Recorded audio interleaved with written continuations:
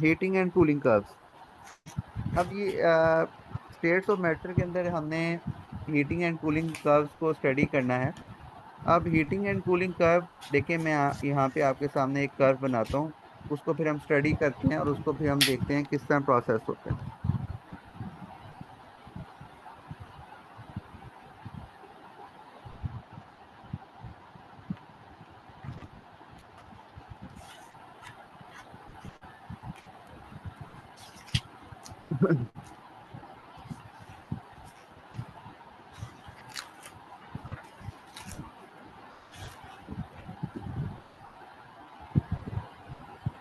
ये मैंने एक कर्व बनाई है। ठीक है, इसको मैं लेबल कर लेता हूँ पॉइंट्स को, A, B, C, D, E and F.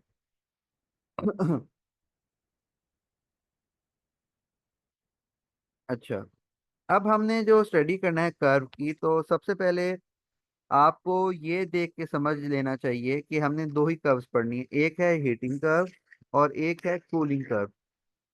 तो हीटिंग कर्व वो होगी जिसमें आपका टेम्परेचर राइज कर रहा होगा, टेम्परेचर बढ़ रहा होगा टाइम के साथ।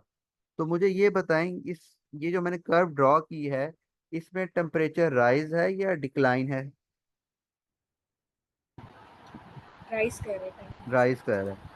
तो जहां पे आपने कर्व वो देखनी है कि जहां पे टेम्परेचर राइज कर रहा है, इसका मतलब है वो आपकी हीटिंग कर्व है। तो हमें पहली चीज समझ आ गई कि this is basically a heating curve. अब अब मुझे ये बताएं कि किस चीज को हीट, मतलब स्टेट्स की बात कर रहा हूँ, सॉलिड, लिक्विड एंड गैस। किस चीज को हीट करूंगा तो मैं टेम्परेचर राइज करके अगली स्टेट की तरफ मूव करूंगा? मतलब, सॉलिड को आप हाँ, हीट मतलब मैं करेंगे। ये पूछना चाह रहा हूँ कि इसका जो स्टार्टिंग पॉइंट होगा हीटिंग कर्व का, वो क्या होना चाहिए, सॉलिड या गैस? सॉलिड। सॉलिड। ठीक है। तो ये जो ए पॉइंट है, दिस इज सॉलिड, यानी कि हीटिंग कर्व। अब आपको क्लियर होगा कि हीटिंग कर्व का जो स्टार्टिंग पॉइंट होता है वो सॉलिड होता है, और एंड पॉइंट क्या होता है? गैस। गैस। गैस। ठीक है। अब ये आपकी हीटिंग कर्व की का एक स्केच है, starting from the solid to gas. बीच में जो डिफरेंट प्रोसेसेस आएंगे वो हम देखेंगे, और डिफरेंट जो स्टेट्स होंगी वो हम देखेंगे। तो ये जब भी हीटिंग कर्व आती है, तो उसमें दो ही चीजें पूछी जाती हैं। वो डिफरेंट पॉइंट्स पे आपसे पूछेगा, नंबर वन स्टेट बताएं, या नंबर टू वो पूछेगा प्रोसेस कौन सा हो रहा है। तो भी आपको समझ आ जाएगी, बेसिक सी चीज होती है ये। देखें, ए पॉइंट पे आपने मुझे खुद बताया कि सॉलिड है, बिकॉज इसकी हीटिंग हम स्टार्ट कर रहे हैं। अब ए टू बी क्या स्टेट होगी? ए टू बी पॉइंट वो हीट अप हो रहा होगा। स्टेट क्या होगी? लिक्विड लिक्विड बन जाएगा ना। अभी नहीं बना, सेमी अभी थोड़ा सा। सॉलिड कह रहे ये हैं। भी सेमी सॉलिड ही सॉलिड। है। अच्छा, एक और चीज आपने पहले समझ लें स्टार्टिंग में ही, ये जो आपकी हीटिंग कर्व होगी या कूलिंग कर्व होगी, जहां पे हॉरिजॉन्टल लाइन होगी, जहां पे हॉरिजॉन्टल लाइन होगी, जैसे बी टू सी है या डी टू ई है, ये इधर इस पॉइंट पे सिर्फ और सिर्फ स्टेट चेंज होती है, state change, no temperature change. आप देख लें, बी टू सी कोई टेम्परेचर चेंज नहीं हो रहा, ये कांस्टेंट टेम्परेचर है। डी टू ई भी कोई टेम्परेचर चेंज नहीं हो रहा, कांस्टेंट टेम्परेचर है। तो जहां पे हॉरिजॉन्टल लाइन आएगी वहां पे सिर्फ स्टेट चेंज होगी, टेम्परेचर चेंज नहीं होगा। अब आपने मुझे बताना है, ए टू बी तो सॉलिड स्टेट है उसकी, बी टू सी आपका कौन सा प्रोसेस होगा? अच्छा, पहले मुझे बताएं, बी टू सी स्टेट क्या होगी? Solid plus liquid. हाँ, ये ठीक है। देखिए ये जो B to C है, मैंने आपको बताया था कि इस पॉइंट पे सिर्फ और सिर्फ स्टेट ने चेंज होना है, और ये नहीं होता कि बी पे आके ये डायरेक्टली मेल्ट होके आपका लिक्विड में चला जाए। ये बेसिकली यहाँ पे इक्विलिब्रियम स्टैब्लिश होता है, और यहाँ पे दोनों स्टेट एग्जिस्ट कर रही होती हैं। तो B to C is basically solid plus liquid. Liquid. और इस ये कौन सा प्रोसेस हो रहा है यहाँ पे जो कि सॉलिड टू लिक्विड चेंज कराता है? मेल्टिंग। मेल्टिंग। तो यहाँ पे हो रही है मेल्टिंग। ये इस तरह लेबलिंग आपने याद करनी है और यही पूछी जाएगी आपसे। देन C to D बताएं, इस वक्त यहाँ पे इसकी स्टेट क्या होगी C to D? अब ये बॉईल हो रहा स्टेट बताएं, स्टेट बॉयल तो हो रहा है। है। Liquid. Liquid, liquid liquid. Liquid होगा यहाँ पे। ये चेंज हो गया ना, सॉलिड टू लिक्विड बन गया। अब C to D temperature change हो रहा है, यहाँ पे स्टेट चेंज नहीं होनी। यहाँ पे सिर्फ लिक्विड हो गया, स्टेट जो चेंज होगी उसकी यहाँ पे C पॉइंट तक होगी। अब हम आगे हमारे पास जो नेक्स्ट लाइन है D to E, this is also a horizontal line. और हॉरिजॉन्टल लाइन हमने पढ़ लिया है कि वहां पे सिर्फ स्टेट चेंज होनी है, नो टेम्परेचर चेंज। तो D to E मुझे बताएं स्टेट क्या होगी और प्रोसेस क्या होगा? बॉइलिंग हो रही है ठीक और है, लिक्विड प्लस गैस। ठीक है। बॉइलिंग में आपको पता है चीज जब बॉयल करती है तो that is basically liquid plus gas. तो यहाँ पे गैस। ये स्टेट होगी, D to E ये स्टेट होगी। ई E to F बताएं अब क्या स्टेट होगी E to F? वेपर बन गया।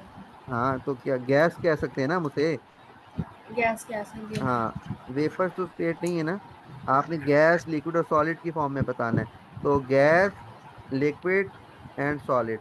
और ये गैस बन गई है, तो अब आपकी यहाँ पे गैस ही रहेगी, टेम्परेचर चेंज हो रहा है। तो ये आपकी एक हीटिंग कर्व हमारी, हाँ, बेसिक बन गई है। अब इसमें जो नेक्स्ट चीज पूछी जाती है, देखें इसमें से मैंने आपको बताया था ये आपको आपसे स्टेट पूछेगा डिफरेंट पॉइंट्स पे या प्रोसेस पूछेगा।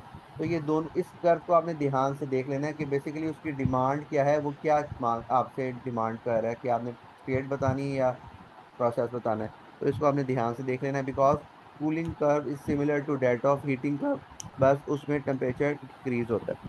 अब इसमें वो पूछता है ये बताएं कि मेल्टिंग पॉइंट या बॉइलिंग पॉइंट पूछ लेता है। तो ये देखें, ये पॉइंट है और ये पॉइंट मैंने लेबल किए हुए हैं। इस पॉइंट पे आके आपकी चीज मेल्ट कर रही है तो this is melting point. Melting point. और इधर आपकी चीज बॉयल कर रही है तो दिस इज बॉइलिंग पॉइंट। मतलब आपको यहाँ पे वो लेट्स सपोज टेम्परेचर की रेंज दे देता है कि 10, 20, 30, 40, 50, 60, इस तरह टेम्परेचर रेंज भी देता है पेपर में। तो आपसे पूछेगा कि भाई बताएं इसका मेल्टिंग पॉइंट क्या है, या इसका जो आपका सब्सटेंस है इसका बॉइलिंग पॉइंट बताएं। तो आपने with the help of scale उधर वर्टिकल एक्सिस पे, ये जो एक्सिस है इस पे रख के स्केल आप मेजर करेंगे, और उसको वहां से एग्जैक्ट वैल्यू बताएंगे कि 30 is the melting point and 50 is the boiling point. आप ये भी फाइंड आउट कर सकते हैं। ग्राफ्स देख के। हम्म? ठीक। ग्राफ्स देख के ना, मतलब उससे बना होगा। हाँ जहाँ साइड हाँ, पे नंबर उस दिए पे हुए आप, हैं। उससे आप देखिए, आप सिंपल आपने बस यहाँ से वैल्यू उठानी है और वैल्यू लिख देनी है हीटिंग कर्व के ऊपर से। तो या तो इस अब इस कर्व में मेल्टिंग पॉइंट, बॉइलिंग पॉइंट ये पूछा जा सकता है, या स्टेट पूछी जा सकती है, या प्रोसेस पूछ लिया। तो ये हमारे पास एक हीटिंग कर्व है। अब इस हीटिंग कर्व की इंटरप्रिटेशन हम देखते हैं कि ये बेसिकली इंटरप्रेट क्या करती है। इंटरप्रिटेशन भी कभी आ जाती है, इंटरप्रिटेशन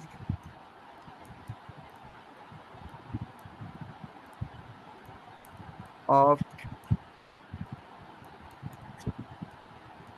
हीटिंग कर्व, यानी ये इंटरप्रेट क्या कर रही है ये थ्योरी में हमें। आती है। हम्म? थ्योरी में आती है।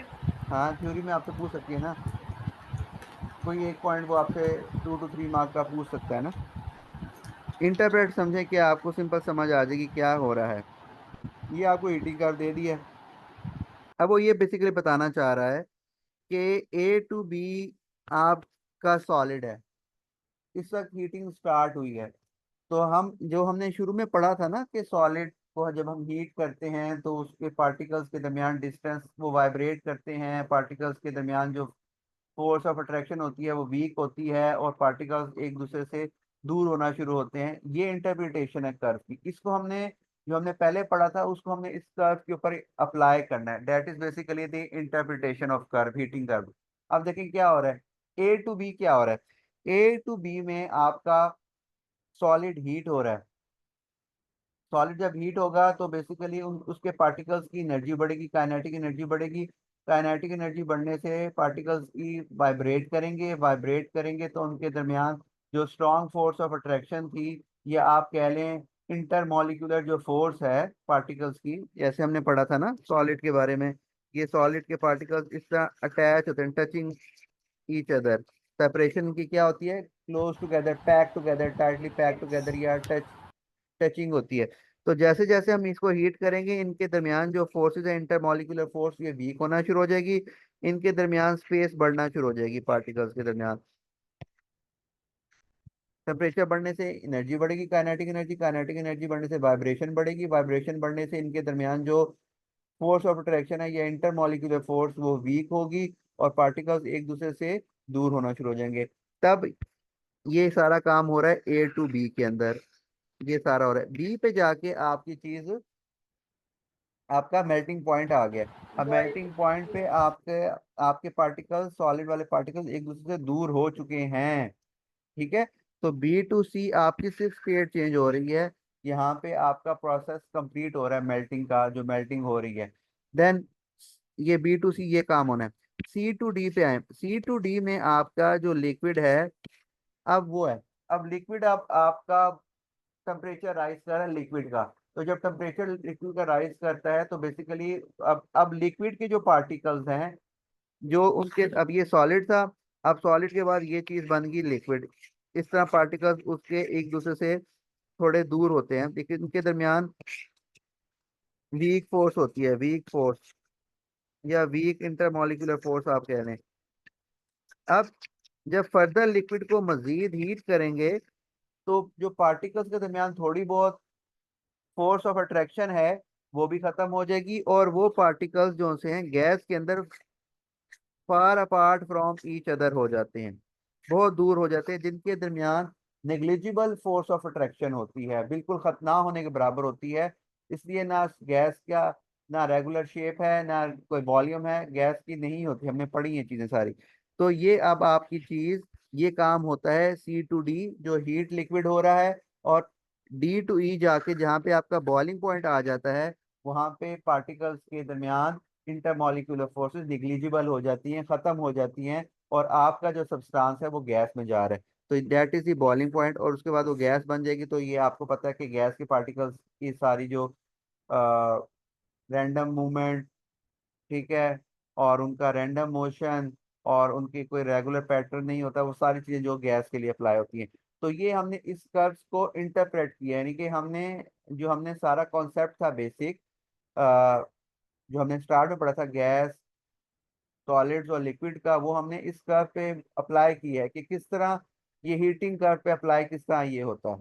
सॉलिड से लेके गैस तक जो चीज जा रही है उसमें कैसे कैसे चेंज आएगा टेम्परेचर के साथ, कैसे सॉलिड टू लिक्विड चीज जाएगी, देन लिक्विड टू गैस चीज जाएगी, वो सारा इस कर्व पे कैसे अप्लाई होता है, ये हमें ये हीटिंग कर्व बताती है।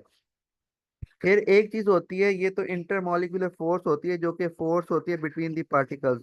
एक टर्म होती है इंटरमॉलिक्यूलर स्पेस। इंटरमॉलिक्यूलर, या बुक पढ़ेंगे तो आपको मिलेगा इंटरमॉलिक्यूलर स्पेस। अब ये इंटरमॉलिक्यूलर स्पेस क्या चीज होती है जी, आपको कोई आइडिया है what is intermolecular space. Molecules के दरमियान जो स्पेस होती है, जो बची हुई स्पेस होती हाँ है, जी, देखे ना, उस पे। सही है। अब एक होती है इंटरमॉलिक्यूलर फोर्स जो कि पार्टिकल्स को एक दूसरे के साथ होल्ड करके रखती है या अट्रैक्ट करके रखते हैं जो particles, that is intermolecular force. Intermolecular space है जो डिस्टेंस है between the particles. This is intermolecular space, distance between the particles.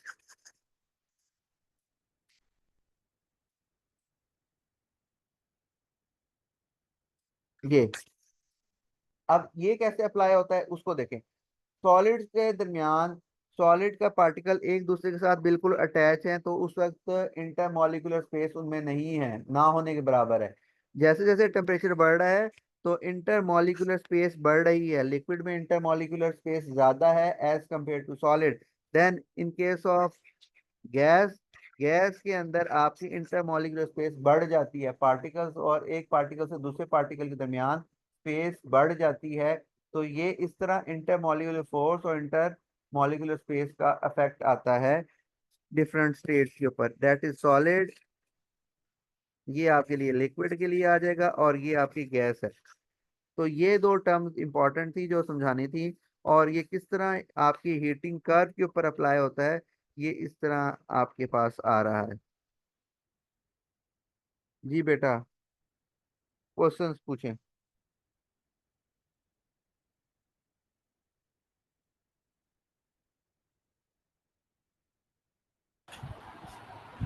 इसमें समझ आ गई है। कोई और कोई चीज ना आई हो बताएं मुझे, फिर मैं उसको फर्दर एक्सप्लेन कर दूं। नहीं, इस ठीक है, तरह का तो कुछ नहीं था। इंटरप्रिटेशन ऑफ वही हीटिंग कर्व भी आपने समझा दी, बाकी भी कर दिया। अब हम आगे आते हैं कूलिंग कर्व के ऊपर। वो देखें, कूलिंग कर्व भी ऐसे ही है, बस डिफरेंस किस चीज का है कि वहां पे टेम्परेचर डिक्लाइन करेगा। बाकी इंटरप्रिटेशन भी उसकी ऐसी है जैसे हीटिंग कर्व की है। आपने उसको, वो आप मुझे बताएंगे। अब हीटिंग कूलिंग कर्व पहले मैं हम बनाता हूँ, मैं यहाँ पे कूलिंग कर्व।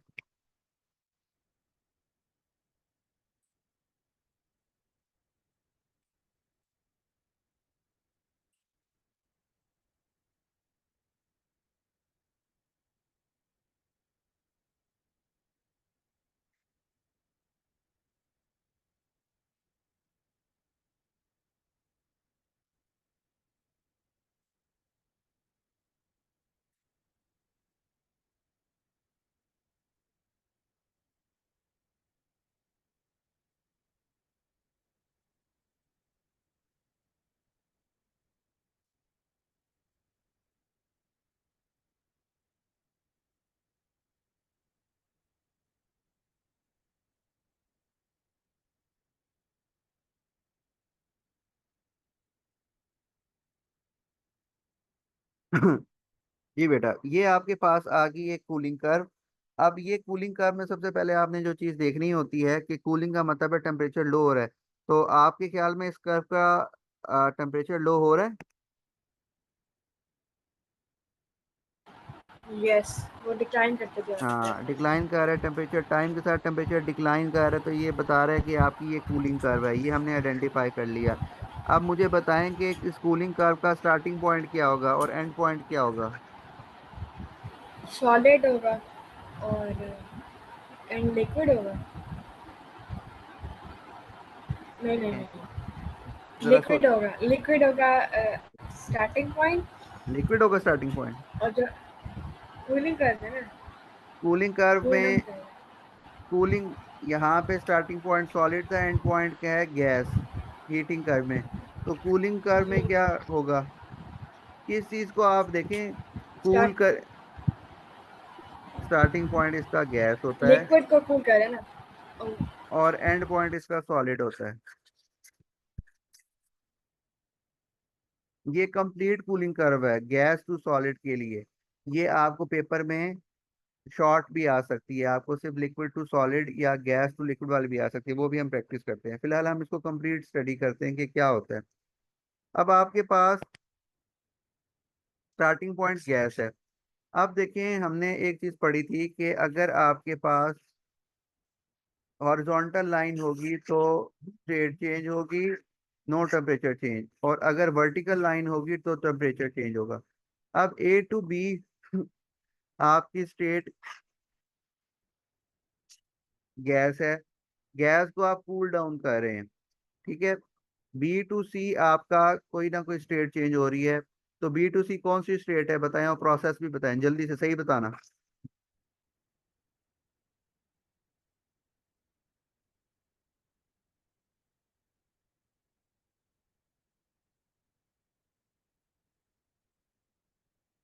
जी बेटा,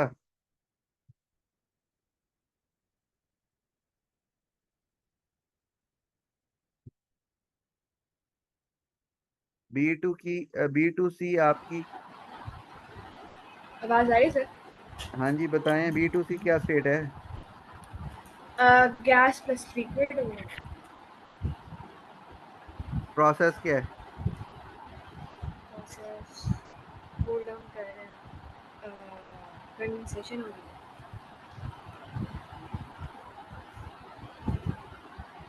C to D स्टेट क्या होगी, जल्दी जल्दी बताएं। है। लिक्विड से लिक्विड लिक्विड हो रहा है। D to E। D to में अब वो कूल डाउन कर रहे हैं।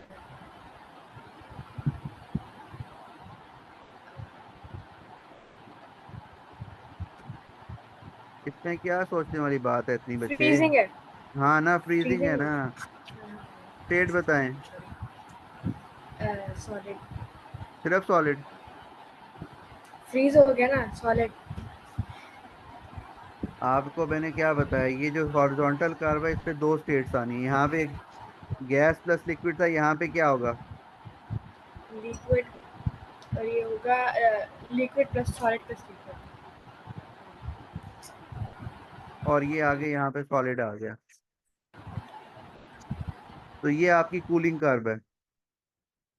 सिंपल सी, इसमें कोई ऐसी कोई मुश्किल चीज नहीं आती, सिंपल सी आपने कर्व को आइडेंटिफाई करना है और उसकी लेबलिंग देखनी है। आपसे पूछा क्या जाएगा, या आपको आपसे स्टेट पूछी जाएगी, या आपसे प्रोसेस पूछा जाएगा। तो आपने दो चीज़ों को आपने, मैं इसको यहाँ पे देखना होगा बस। इंटरप्रिटेशन आएगी तो उसको आपने इंटरप्रेट करके बता देना है कि यहाँ पे क्या हो रहा है। जैसे इंटरप्रिटेशन बताइए मैंने आपको, इसमें इतना कोई इतनी मुश्किल चीज़ नहीं है। सिंपल आपने थोड़ा सा फोकस होकर देखना है कि हो क्या रहा है। गैस से स्टार्ट करना है, तो गैस के बाद गैस टू लिक्विड आएगी स्टेट, जहाँ पे कंडेंसेशन होगी। फिर लिक्विड को फर्दर कूल डाउन कर रहे हैं, तो अगली जो स्टेट आएगी वो आपके पास लिक्विड प्लस सॉलिड की आएगी, जिसको हम फ्रीजिंग करवाते हैं। और उसके बाद वो स्टेट सॉलिड हो जाएगी, सिंपल सी बात है। इसके अंदर जो टेम्परेचर आते हैं वो कंडेंसेशन पॉइंट है, ये वाला कंडेंसेशन पॉइंट है, और ये आपका फ्रीजिंग पॉइंट है। ये कंडेंसेशन पॉइंट आ गया, ये फ्रीजिंग पॉइंट आ गया, तो इसको आप फाइंड आउट कर लेंगे कब से। तो दिस इज कूलिंग कर्व। अब इसकी इंटरप्रिटेशन कैसे होगी? इंटरप्रिटेशन के लिए आप देखेंगे कि स्टार्टिंग पॉइंट आपका गैस था। गैस को जब कूल डाउन करेंगे, तो गैस के पार्टिकल्स को जब कूल डाउन करते हैं, तो उनकी बेसिकली आप उनके मोशन को लिमिट कर रहे हैं। गैस के पार्टिकल्स एक दूसरे से दूर थे, जब आपको कूल डाउन करेंगे तो वो एक दूसरे के करीब आना शुरू होंगे, तो उनके दरमियान जो फोर्स ऑफ अट्रैक्शन, जो कि इंटरमॉलिक्यूलर फोर्स थी, जो नेग्लिजिबल थी, वो अब कुछ डेवलप होना शुरू हो जाएगी। और उस B2C आपका जो सा है वो लिक्विड में कन्वर्ट हो जाएगा। देन B2C तो आपका लिक्विड बन गया। अब C to D आप फर्दर लिक्विड है, उसको कूल डाउन कर रहे हैं। तो लिक्विड को जब कूल डाउन करते हैं, तो जो पार्टिकल्स एक इरेगुलर पैटर्न में होते हैं, वो अब एक रेगुलर पैटर्न में आके सॉलिड की तरफ मूव करते हैं, और उनके दरमियान फोर्स ऑफ अट्रैक्शन ज्यादा स्ट्रॉन्गर, यानी उनके दरमियान जो इंटरमॉलिक्यूलर स्पेस है वो फर्दर कम होती है, और वो एक दूसरे के करीब आना शुरू होते हैं। और stronger force of attraction develop होने की वजह से, या आप ये कह सकते हैं कि इंटरमॉलिक्यूलर फोर्स डेवलप होने की वजह से, स्ट्रॉन्ग फोर्स, अब वो फिर सॉलिड की तरफ मूव करते हैं, और D to E वो फिर सॉलिड में कन्वर्ट हो जाते हैं। तो ये इंटरप्रिटेशन है आपकी कूलिंग कर्व की। इसी तरह जैसे हमने इंटरप्रिटेशन पढ़ी हीटिंग कर्व की, तो ये आपके पास हीटिंग एंड कूलिंग कर्व्स होती हैं। इसके अलावा वो अगर आपको कभी कभार ऐसी कर्व दे देता है जो कि कंप्लीट नहीं होती, इस तरह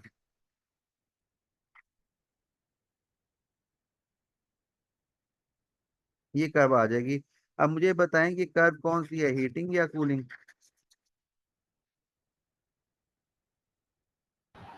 कूलिंग कर रहे हैं। कूलिंग कर्व है। अब देखिए इसमें क्या चीज आ सकती है। इसमें वो इस तरह दे देता है कि आपको इसमें कोई चीज लेबल कर देगा, कि वो कह देगा दिस इज, यहाँ पे स्टेट सॉलिड है, ठीक है। ये A पॉइंट है, B, C और D। तो वो ये एक पॉइंट आपको बता देगा, बाकी आपसे वो डिमांड करेगा आप बताएं। तो देखें आपने इसको कैसे देखना है कि एंड पॉइंट सॉलिड है, तो सॉलिड से पहले, अब ये है कूलिंग कर्व, तो सॉलिड से पहले इस जगह पे जो आपकी स्टेट पूछ रहा होगा वो B2C को कहेगा, B2C बताएं कि स्टेट क्या है, और बी टू सी बताएं कि प्रोसेस कौन सा हो रहा है। तो बी टू सी देखें आप कैसे बताएंगे, सॉलिड से पहले चीज जो सी है वो लिक्विड से सॉलिड में आती है ना, तो बी टू सी हमारी हॉरिजॉन्टल लाइन है। यहाँ पे स्टेट आप जी। क्या होगी, स्टेट बताएं। मेल्टिंग हो रही होगी, अब फ्रीजिंग हो रही होगी। जी, तो लिक्विड प्लस सॉलिड स्टेट होती है, और इस प्रोसेस जो होता है वो फ्रीजिंग हो रही है। और इससे पहले वो पूछेगा ए टू बी क्या स्टेट थी, तो ए टू बी फ्रीजिंग, आपको लाजमी पता होगा कि फ्रीजिंग फ्रॉम लिक्विड होती है। तो यहाँ पे इस point A to B state liquid है, B to C liquid plus solid है, और सी टू डी आपके पास सॉलिड आ गया। तो कभी कभार इस तरह इनकम्प्लीट कूलिंग कर्व भी आ जाती हैं, लाजमी नहीं कि वो पूरा ही दे। तो इसको आपने इस तरह डील करना होता है।